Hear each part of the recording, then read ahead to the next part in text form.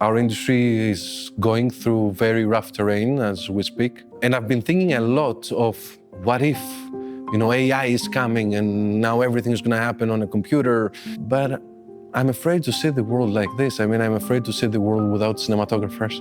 I'm afraid to see the world without us being able to capture emotions. A cinematographer is somebody who captures feelings, captures stories, captures light. And what is the world without light? We're gonna live in darkness. So we need to capture that light. My name is Petros Antoniadis. I was born and raised in Greece, and I've been living in California for the past 8 years, almost. My grandfather was a painter and a photographer, so I had a very early exposure in pictures, and he actually taught me how to draw and how to paint.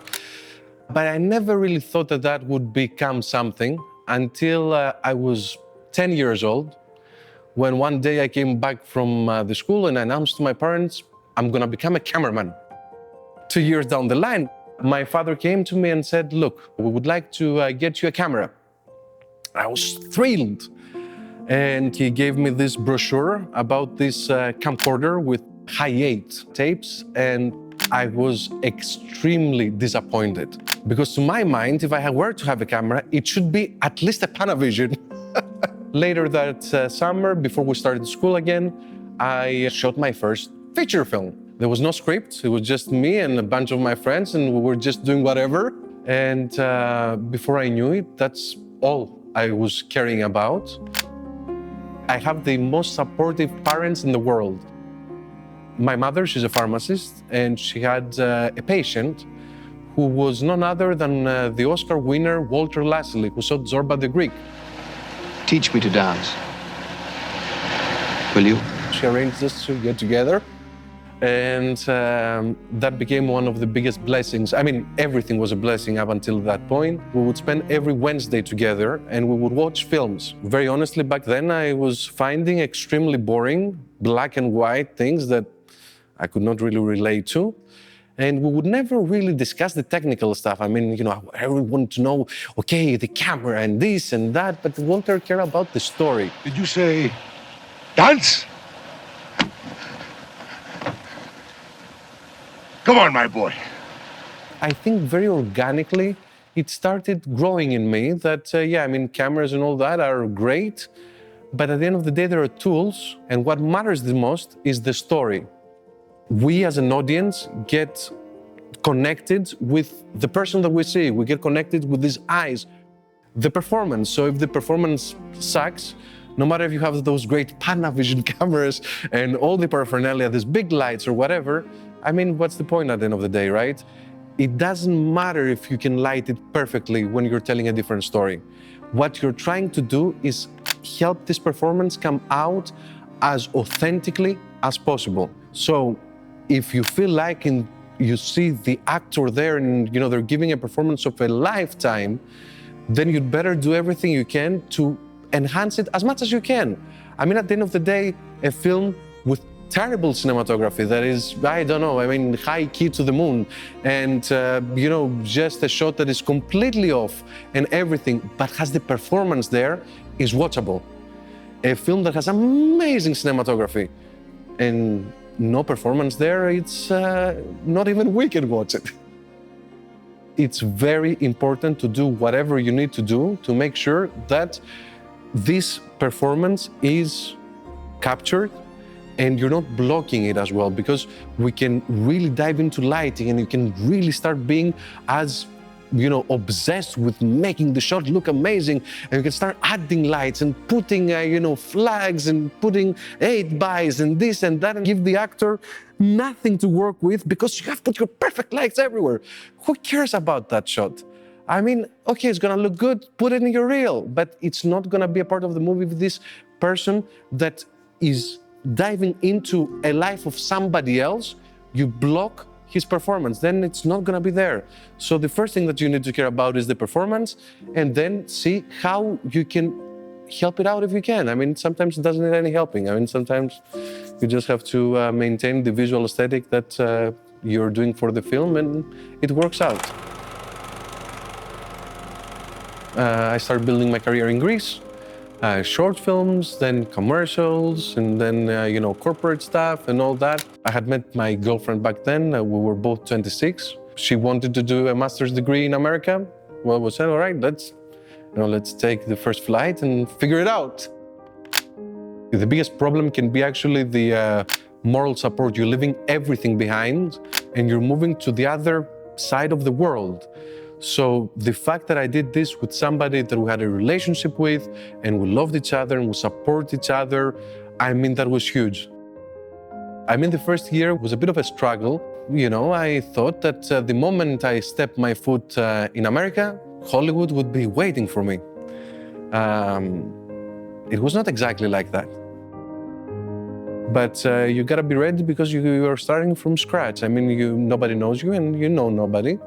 So it's great if you come with the right mindset that, all right, let's meet people, let's collaborate. We're in the heart of filmmaking. Other people are here as well. Let's open our hands and, let's hug each other in the most nice, creative way so that we can together be proud of what we do and money will come later.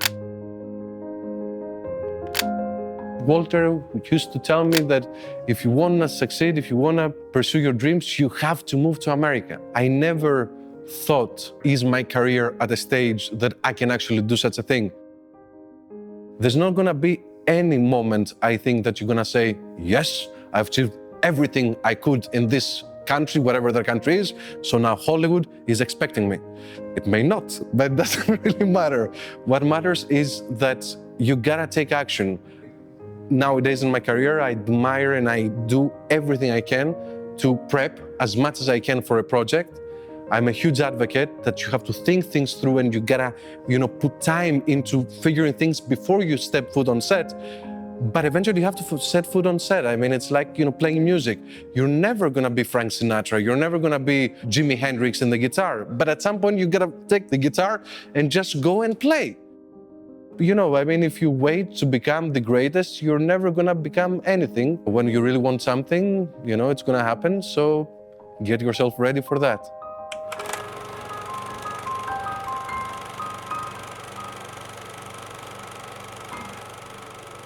The one thing that not many people talk about, and it's superbly important, I think, in our industry, is the people, the network, and the relationships. You can learn the craft of becoming a cinematographer, how to exposure and how to press the rec button or whatever. But what cannot really be taught is how you deal with people, how you become a part of a team. Again, this is a team effort. You're not alone here. There are so many people around. You're not there to dictate what's going to happen. You're here to collaborate. Because as they say, if you want to go fast, go by yourself. But if you want to go far, then go together. And any career, I think, is not a sprint. It's a road that's going to be long. And you better do everything you can to walk this path together. Otherwise, it's going to be unwalkable. The problem with cinematography is that we're not painters. We don't use only paints and brushes and you can do it yourself. It needs a lot of people to come together. It's definitely a collaborative effort. That's what makes it so wonderful, that it's not that I shot something, we did. I am proud for the majority of the things that I've been a part of. Even the things that I see now, and it's been years since I shot this and that. Maybe nowadays, if I had the opportunity to go in this project, I would treat it a little bit differently. But those films led to the next films and to the next films. Welcome to another day. Not just another day, the day that we're completing one of the most amazing scenes here in The Chosen. Come with us. Look what it takes to shoot a single shot. So this light and this flash and this bounce and the other bounce in order for every shot to look perfect. And that's what we're doing here, creating one of the most beautiful shots of The Chosen in one of the most beautiful scenes, I believe, in season 3. I'm very happy and very proud to have been a part of an incredible project which is called The Chosen. I was there for season 3. Tuakis Kostadakopoulos was the main cinematographer, of course. And he brought me in. And of course, Dallas Jenkins, the director and creator, I mean, this guy, wow, the way that he works is fantastic, and he gives a lot of liberty to the cinematographer. I mean, I just felt right at home. I mean, it was great to see his vision coming to life, no matter if Akis was shooting it and I was operating, or when I was shooting it. The way, such a large production works, it was my first time in something so big. And it just felt like family. I mean, everybody comes together. Again, it's the we. Thomas and I had never seen anything like it. Well, it sounds like neither had she. The parents burst into tears.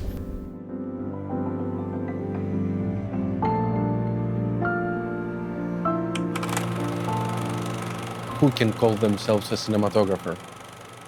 When you've done something that has gone on a theater, or when you've done something that has gone on YouTube.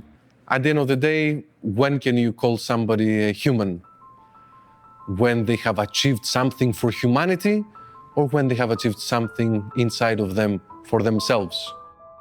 If your answer to this is the latter, then a cinematographer is everybody and anyone who grabs a camera and captures emotions, moments, and something that they cannot live without.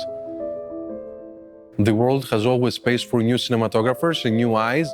What you see, it's not by itself, it's how you see it through your eyes, your perspective. You can have 1,000 cinematographers, the same script, and you get 1,000 different movies, because everybody has different backgrounds, has different, sensitivities, has different things to say from within. So this within is what kind of points the camera.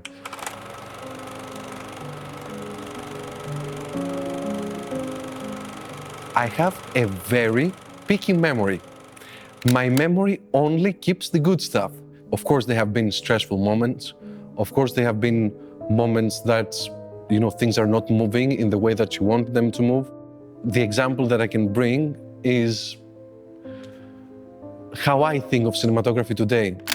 I could focus on the tough stuff and have, not the best taste in my mouth, but I don't. And I think that during a project, of course, there are going to be moments that are going to be really up and down. You're going to be very lucky if everything goes extremely smoothly without any hiccups along the way. One of the toughest moments actually that I lived through was in The Chosen, that we're shooting this very big scene. We start with huge overcasts. And as the day progresses, I mean, that's Texas, then more sun, and sun is coming out. It's, of course, a day exterior. We're ready to face the challenge. I believe that we have a team that is capable of clouding the sky. And oh my God, shout out to Jeff for building those huge, things up with the condors to try to block the sun out and all that. Very stressful. But at the end of the day, we made it. And I think that if you focus on the stress, if you focus on the fear, then you really lose the balance inside of you and you're not going to be able to make the day. You just have to focus on the result. Don't focus on the problem, focus on the solution. There's always a solution, always. Jim Giannopoulos, who was the CEO of Paramount and 20th Century Fox, he said that about the stress. I remember being stressed.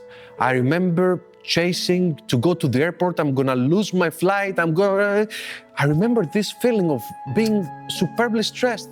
But at the end of the day, I don't remember why I was stressed. We're so blessed. I mean, we're shooting movies. We're shooting TV series. We're privileged to have stresses like this. In my personal life, I try not to be stressed. Sometimes, especially when there is a long period between two projects, it doesn't stress you, but what, it's a little bit painful is because being behind that camera, gives you life, gives you oxygen.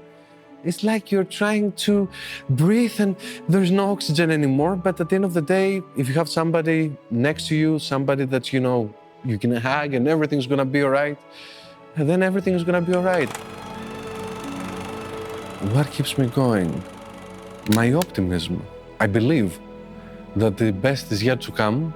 I think that, our industry, you have to have a strong stomach, when things are slow, when things, are not moving, when, you just have to keep pushing. I cannot picture myself doing anything else in life than being behind that camera. Man, that gives me oxygen. So yeah, that's what keeps me going.